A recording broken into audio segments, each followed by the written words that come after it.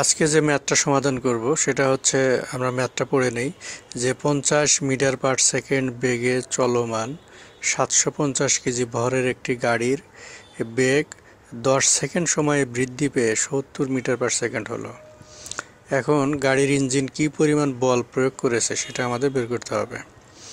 তো কি পরিমাণ বল প্রয়োগ, বল মানে এফ, সেটা কতটুকু বল প্রয়োগ করেছে অর্থাৎ গাড়ির শক্তি কতটুকু, সেটা মানে কতটুকু শক্তি প্রয়োগ করেছে গাড়িটা, সেটা আমাদের বের করতে হবে। তো এটা খুবই সহজ। তো পদার্থের ম্যাথ করার সময় সর্বপ্রথম যে কৌশলটা তোমাদের অবলম্বন করতে হবে, যে এখানে কি কি দেওয়া আছে ইনফরমেশন সেগুলো আগে লিখতে হবে। ঠিক আছে, তো এটা লেখার জন্য তাহলে লিখে ফেলি যে কি কি দেওয়া আছে। তাহলে লিখবো যে দেওয়া আছে, সর্বপ্রথম যে কোনো পদার্থের ম্যাথ করার আগে তোমাদের কি কি দেওয়া আছে সেটা আগে নোট ডাউন করে মানে এখানে লিখতে হবে। তাহলে দেখো যে এখানে 50 মিটার পার সেকেন্ড বেগে চলমান। আমরা জানি যে কোনো গাড়ি বা কোনো বস্তু যখন চলমান থাকে, চলমান যে বেগটা থাকে সেই বেগটা আদি বেগ হয়।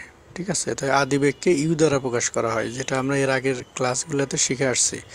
বেসিক ক্লাসে আমরা ভরবেগের পরিবর্তন বা এইগুলোতে আমরা শিখে আসছি যে আদি বেগকে ইউ দ্বারা প্রকাশ করা হয়। তাহলে ইউ সমান সমান হবে 50 মিটার পার সেকেন্ড।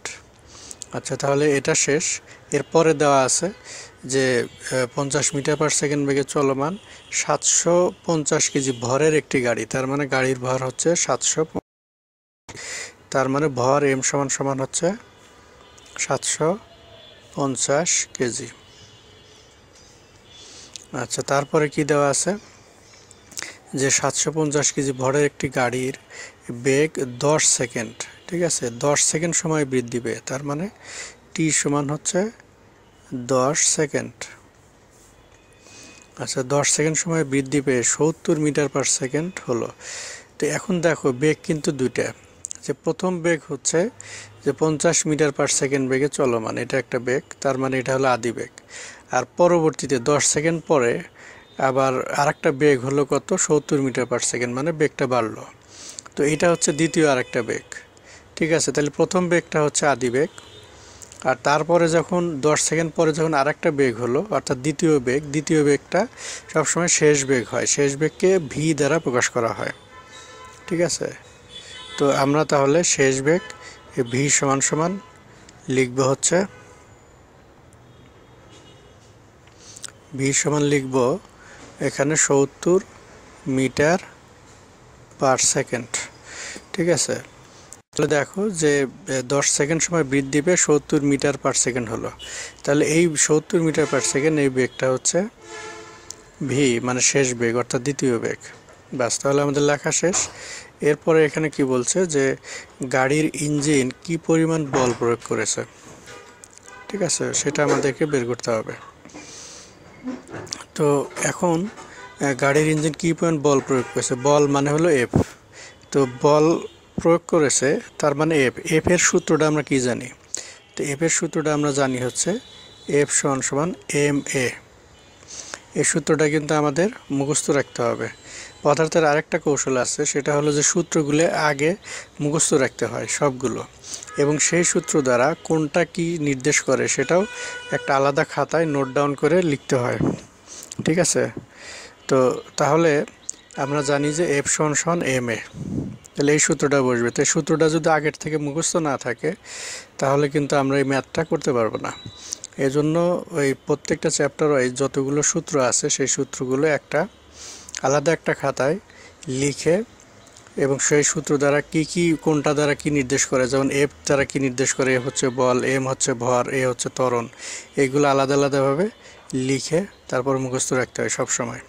না হলে কিন্তু এই ম্যাথ করা সম্ভব নয়, অন্তত পদার্থের ম্যাথ করা সম্ভব নয়, কারণ এখানে মেইন হলো সূত্রটাই হলো মেইন। তো এই সূত্র যদি আমার মুখস্থ না থাকতো তাহলে কিন্তু আমি বসাইতে পারতাম না। তাহলে এই বলের সূত্রটা হচ্ছে বলের সূত্র এফ সমান সমান এম এ। তো এই সূত্রে দেখো যে আমাদের কি কি ইনফরমেশন দেওয়া আছে, এম দেওয়া আছে, এম দেওয়া আছে হলো কত, এই যে 750 কেজি এম দেওয়া আছে, কিন্তু ত্বরণটা দেওয়া নাই। তাই ত্বরণ যেহেতু দেখো এখানে ত্বরণের মান কিন্তু দেওয়া নাই, কিন্তু ত্বরণ বের করা যাবে। ঠিক আছে, এটা ডিরেক্টলি ত্বরণ দেওয়া নাই, কিন্তু ত্বরণ আমাদের বের করে নিতে হবে। বের করে তারপরে এফ সমান সমান এম এ এই সূত্রে বসায় দিলেই অঙ্ক হয়ে যাবে। তো এখন দেখো, তাহলে ত্বরণের সূত্র কিন্তু আমাদের মুখস্থ রাখতে হবে। ঠিক আছে, এটা আগে থেকে যদি মুখস্থ না থাকে তাহলে কিন্তু হবে না। তো ত্বরণ এ সমান সমান আমরা জানি যে ভি মাইনাস ইউ ডিভাইডেড হচ্ছে টি। ঠিক আছে, তো এখন দেখো যে ত্বরণ এখানে একটু লিখতে হবে যে ত্বরণ এ সমান ভি মাইনাস ইউ ডিভাইডেড টি।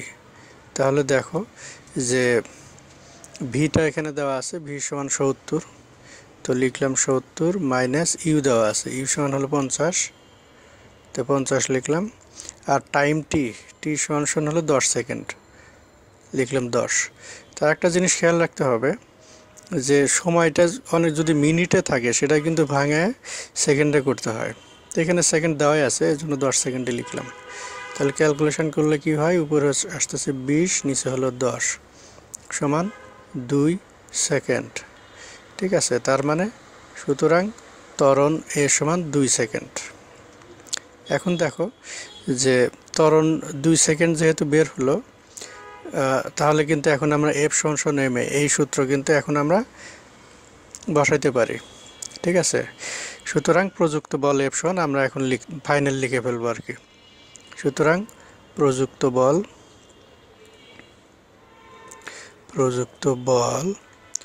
এফ সমান কত, এম এ সমান এম সমান কত, 750 কেজি, যে এম সমান 750 কেজি। তো আমরা বসাই, তো এম সমান 750 কেজি গুণন এ সমান হলো 2 সেকেন্ড। তাহলে দেখো 750 গুণন হলো 2, এটা গুণ দিলে কি হয়, 2 এ 0 0, 5 দুগুণে 10 0 হাতের 1, 7 দুগুণে 14, 1 15। তো এখানে বলের একক হচ্ছে নিউটন, তাহলে এটা 1500 নিউটন হবে। সুতরাং বা উত্তর বা এটাই অ্যান্সার যে 1500 নিউটন। ঠিক আছে, যে প্রযুক্ত বল মানে গাড়ি কর্তৃক প্রযুক্ত বল এফ সমান 1500 নিউটন, এটা হচ্ছে অ্যান্সার। অর্থাৎ ওই গাড়িটা যে মানে চলছে সেটা 1500 নিউটন এই বলে গাড়িটা চলমান ছিল, মানে এই বল প্রয়োগ করেছে আর কি গাড়িটা। ঠিক আছে, তো এই হলো মোটামুটি অঙ্ক। ফিজিক্সের অঙ্ক কিন্তু খুবই সহজ, কিন্তু এখানে একটা শর্ত, সেটা হলো যে তোমার এই সূত্রগুলো আগে থেকে মুখস্থ রাখতে হবে। যেমন এফ সমান এম এ বলের সূত্র, ত্বরণ এ সমান ভি মাইনাস ইউ ডিভাইডেড টি, এগুলো সূত্র বা আরও অনেক সূত্র আছে। তো এই সূত্রগুলো তোমাকে আগে থেকে একটা খাতায় আলাদা করে এটা লিখে মুখস্থ রাখতে হবে। ঠিক আছে, তাহলে এই ফিজিক্সের ম্যাথ খুবই সহজ মনে হবে, সহজভাবে করা সম্ভব হবে। আশা করি তোমরা বুঝতে পারছো আর কি। তো ধন্যবাদ সবাইকে।